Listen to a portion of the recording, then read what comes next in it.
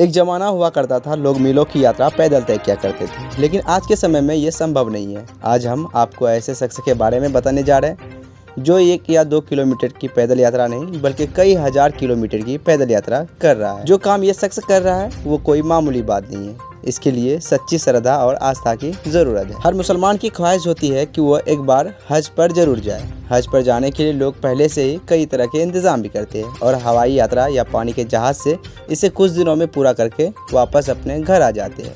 یہاں ہم اس شخص کی بات کرنے جا رہے ہیں جس نے اس یاترا کو پیدل ہی پورا کرنے کو ٹھانی ہے اور اپنے سفر پر نکل پڑا۔ یہ شخص کیرل کا رہنے والا ہے اور ان کا نام سیہاب چتور ہے۔ کہاوت ہے کہ جب ارادے چٹان سے مضبوط ہو تو کوئی منزل دور نہیں لگتی، ہر منزل آسان ہونے لگتی ہے۔ ایسا ایک نیک اور مضبوط ارادہ لے کر سیہاب کیرل سے مکہ کے لیے نکلے ہیں۔ سیہاب چاہتے ہیں کہ وہ پیدل یاترا کر کے سال 2023 میں پہلے مکہ پہنچ جائے۔ سیہاب کا کہنا ہے کہ ان کی اس یاترا کو لے کر انہیں کئی بار NBC کا چکر لگانے پڑے کیونکہ وہ کئی دیشوں کو پار کرتے ہوئے مکہ پہنچیں گے۔ سیہاب چتور کے ارادے دیکھ کر چکرایا ودیش منترالیہ بھی۔ ودیش منترالیہ کے ادھیکاری بھی حیران رہ گئے جب انہیں مکہ جانے کی اجازت کے لیے سیہاب کی درخواست ملی تھی۔ پہلے تو انہیں یہ بھی پتہ نہیں تھا کہ اس مسئلے کو کیسے سنبھالا جائے کیونکہ انہیں اس سے پہلے پیدل حج کا کوئی بھی انوبھو نہیں تھا۔ آخر ودیش منترالیہ نے بھی سیہاب کو پیدل سفر کی ہری جھنڈی دے ہی دی تھی۔ حج کے لیے نکلے سیہاب کا کئی جگہوں پر ہیرو کی طرح سواگت کیا گیا ہے۔ شکروار کو جب وہ چلیام پہنچے تو سینکڑوں لوگ ان کے استقبال کے لیے جمع ہو گئے۔ کئی بلاگرز بھی ان کی اس یاترا کا پرچار کر رہے ہیں کیونکہ سیہاب 21ویں صدی میں بھارت سے پیدل حج یاترا کرنے والے پہلے ہی انسان ہیں۔ دن میں کم سے کم 25 کلومیٹر چلنے والے سیہاب ہلکا سامان لے جا رہے ہیں تاکہ سفر میں پریشانی نہ ہو۔ سیہاب کہتے ہیں کہ انجان علاقوں کا سفر تو ہندوستان چھوڑنے کے بعد ہی شروع ہوگا جو بے حد ہی مشکل، جوخم اور تکلیفوں سے بھرا ہوگا۔ سیہاب چتور کیرل سے تو نکل گئے ہیں لیکن وہ بھارت کے کئی راجیوں سے ہوتے ہوئے پاکستان، عراق، ایران، کویت کے بعد سعودی عرب کے پوتر شہر مکہ میں پہنچیں گے۔ اس کی تیاری کرنے میں سیہاب کو 6 مہینے سے زیادہ کا سمے لگ گیا۔ اس یاترا کے لیے انہوں نے کیرل سے دلی کے کئی چکر بھی لگائے ہیں۔ پیدل حج یاترا پر بات کرتے ہوئے سیہاب نے کہا کہ ان کی بچپن سے خواہش تھی کہ وہ پیدل حج پر جائے۔ انہیں اپنے ماں باپ کا دعا تو ملا، ساتھ ہی اوپر والے کا بھی کرم رہا۔ انہیں امید ہے کہ وہ جلد ہی اپنے منزل پر پہنچ جائیں گے۔ اس پیدل حج یاترا پر کئی جگہ سے الگ الگ ٹپنی بھی سامنے آ رہی ہے کہ اس طرح سے حج پر جانا صحیح نہیں ہے، مگر اس پر شاہی امام پنجاب مولانا محمد عثمان نے کیا کہا آئیے سناتے ہیں۔ تو مجھے میرے وہاں ایک دوست ہیں مکرم سیفی صاحب، انہوں نے مجھے شہاب بھائی کا نمبر دیا، وہ نوجوان جو پیدل آ رہا ہے مکہ مکرمہ کے لیے جا رہا ہے کیرلا سے مکہ مکرمہ۔ تو میں نے ان کو فون کیا تو وہ راستے میں تھے تو ان کے ایک دوست نے فون اٹھایا تو انہوں نے کہا نماز کا وقت ہے، کسی ہوٹل میں رکے ہوئے ہیں۔ تو میں نے انہیں دعوت دی کہ پنجاب سے گزریں، آپ کا ہر قدم کے اوپر انشاءاللہ تعالی استقبال ہوگا اس زمین کے اوپر۔ تو شاید آنے والے دنوں میں وہ ہم لوگوں کے درمیان سے گزریں گے، لیکن میں یوٹیوب پہ دیکھا کہ کئی مولویوں نے 2-3 باتیں کی، جی پیدل نہیں جانا چاہیے، یہ نہیں کرنا چاہیے۔ جو گھر سے مسجد تک نہیں جا سکتے وہ یہ بتا رہے ہیں کہ یہ نوجوان بیت اللہ تک جائے گا کہ نہیں جائے گا۔ مزے کی بات تو یہ ہے، جو اپنے گھر سے مسجد تک پیدل نہیں جا سکتے، جنہوں نے کچھ خود فن نہ کیا ہو، کوئی خود خدمت نہ انجام دی ہو۔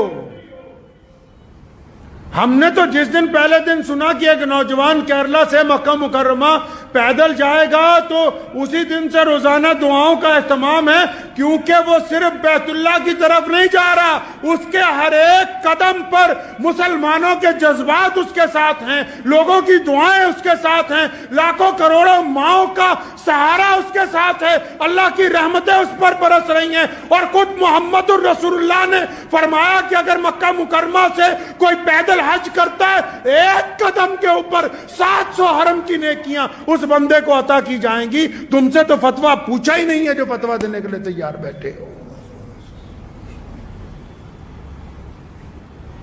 کتنے ائمہ ہیں، اٹھاؤ امام احمد بن حنبل رحمۃ اللہ علیہ کو، امام ابن تیمیہ کو، امام ابو حنیفہ کو، سیدنا حسن رضی اللہ تعالیٰ عنہ کو، کتنے بڑے بڑے لوگ ہیں جنہوں نے ساری زندگی بیت اللہ کا حج پیدل کیا۔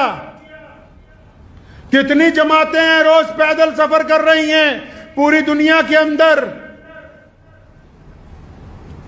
دراصل بات یہ نہیں ہے کئی یہ کہتے ہیں کہ نیت پتہ نہیں کیا ہے، نیتوں پر اللہ کا دار و مدار ہے۔ رسول اللہ نے فرمایا جس کی نیت اچھی ہوگی اس کا عمل قبول ہوگا، اور جن لوگوں کے عمل قبول ہوتے ہیں اللہ ان کی مدد فرماتے ہیں۔ وہ بندہ کل تک جس کو کوئی جانتا نہیں تھا، آج اس کے انتظار میں لاکھوں لوگ سڑکوں کے اوپر کھڑے ہوئے ہیں۔ صرف مسلمان ہی نہیں، اس ملک کے تمام لوگ، کیونکہ لوگ یہ سمجھتے ہیں اس بات کو اچھی طرح کہ جو بندہ اتنی دور سفر پہ اپنے رب کے گھر کی طرف پیدل جا رہا ہے، اس کے اندر اللہ تبارک و تعالیٰ نے ایمان کی دولت رکھی ہے۔ یہ اتنے عاشقان رسول اس لیے نکلے کیونکہ علامہ نے کہا نا کہ کی محمد سے وفا تو نے، کی محمد سے وفا تو نے تو ہم تیرے ہیں، یہ جہاں چیز ہے کیا لوح و قلم تیرے۔ جب بندہ اللہ کی طرف چلتا ہے تو کائنات کی ہر شے اس کی مدد کے لیے تیار ہو جاتی ہے۔ مبارکباد دینے کی بجائے ایک دو لوگوں نے، ایک صاحب کی میں مختصر سی بات سن رہا تھا تو وہ فرما رہے تھے کہ میں یہ فتویٰ دے رہا ہوں، میں یہ کر رہا ہوں، میں وہ کر رہا ہوں، تو مجھے بڑی حیرانی ہوئی۔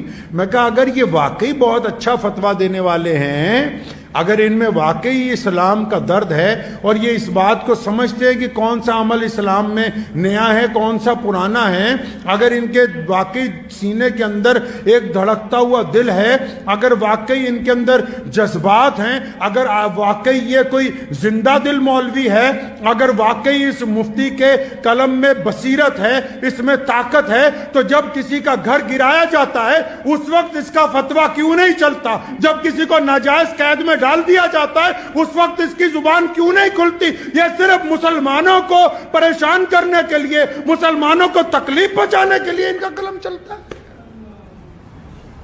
ہاں اگر ان کا قلم اس وقت چلا ہوتا تو آج اس قلم کے آگے ہم سر خمے تسلیم کر دیتے، لیکن پتہ یہ لگا کہ ان کو حسد کی بیماری لگ گئی، حسد کی بیماری لگ گئی۔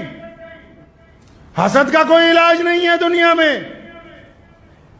جو خود کچھ نہیں کر سکتے، یاد رکھیے گا زندگی میں آپ سب لوگ، ہر نوجوان اس بات کو یاد رکھے، ہر بیٹی، ہر بڑا، ہر چھوٹا اس بات کو یاد رکھے، کیونکہ کئی لوگ ہر جگہ کچھ نہ کچھ لوگ ہوتے ہیں جو کسی نہ کسی کو پریشان کرتے ہیں، چاہے تعلیم میں، چاہے گھر میں، چاہے کاروبار میں۔ کوئی نہ کوئی لوگوں کا عادت ہوتی سارا دن فون کر کے، اچھا فلاں بندہ تیرے بارے میں یہ بات کہہ رہا تھا، فلاں بندہ تیرے بارے میں یہ بات کہہ رہا تھا۔ یاد رکھو، دل کی تختی پر لکھ کے لے جاؤ، جو خود کچھ نہیں کر سکتے وہ صرف تنقید کرتے ہیں، اور جو تنقید کرتے ہیں وہ اس بات کو مانتے ہیں کہ آپ ان سے آگے بڑھ گئے، یہ اس بات کو تسلیم کرتے ہیں۔ اس لیے شہاب بھائی کو کہنا چاہتا ہوں کہ اگر کوئی ایک دو لوگ تنقید بھی کر رہے ہیں تو انہوں نے مان لیا کہ تم ان سے افضل ہو۔ تنقید کرنے والے نے اس بات کو تسلیم کر لیا۔ ہر سال ایک دو حاجی پیدل پہنچتے ہیں، آپ کو پتا ہے، لیکن یہ سرکاری مولوی تب نہیں بولے۔ اس سال جب انگلینڈ سے پیدل حج کرنے والا چلتا ہوا 6,500 کلومیٹر کے بعد مکہ پہنچا، وہاں کے حکمرانوں نے اس کا استقبال کیا، تب یہاں کا کوئی مولوی نہیں بولا۔ کیوں؟ کیونکہ وہاں سے چندہ لینے جانا ہے۔ پچھلے سال رشیا سے، کوہ قفقاز سے ہمارا ایک بہادر بھائی 13,500 کلومیٹر کا سفر کر کے بیت اللہ کے حج کے لیے پیدل گیا۔ یہ پہلی بار نہیں ایسا ہو رہا ہے۔ ابھی پوری دنیا کے سارے ملکوں میں سے ایک نوجوان اکیلا موٹر سائیکل کی سواری کر کے اس حج کے اندر شامل ہوا ہے۔ تو یہ جو اب پیدل جا رہا ہے، آپ کیا سمجھتے ہیں کہ اس کے پیدل چلنے سے صرف شہاب بھائی کا حج ہوگا؟ نہیں، جب وہ شہاب پیدل چلتا ہے تو لاکھوں دلوں کے اندر بیت اللہ کو دیکھنے کی تڑپ پیدا ہوتی ہے، اس کو ثواب اس کو نہیں ملے گا؟ جب پیدل چلتا ہے کروڑوں دعائیں ساتھ میں چلتی ہیں۔ جب بیت اللہ کی طرف قدم بڑھتے ہیں نا، یہ ایسے ہی نہیں بڑھتے۔ تو کسی نے کیا خوب کہا، بس یہ شعر ان کی نظر کرنے چاہتا ہوں کہ قوت عشق سے ہر پست کو بالا کر دے۔ یہ بندہ ایسے نہیں چلتا، کوئی ہو چاہے، یہ محمد رسول اللہ کا عشق ہے یار. یہ حضور نبی علیہ الصلوۃ والسلام کی رحمتیں ہیں جو ظاہر ہو رہی ہیں. کہا نا کسی نے کیا خوب کہ قوت عشق سے ہر پست کو بالا کر دے, دہر میں عشق محمد سے اجالا کر دے. وآخر دعوانا ان الحمدللہ رب العالمین.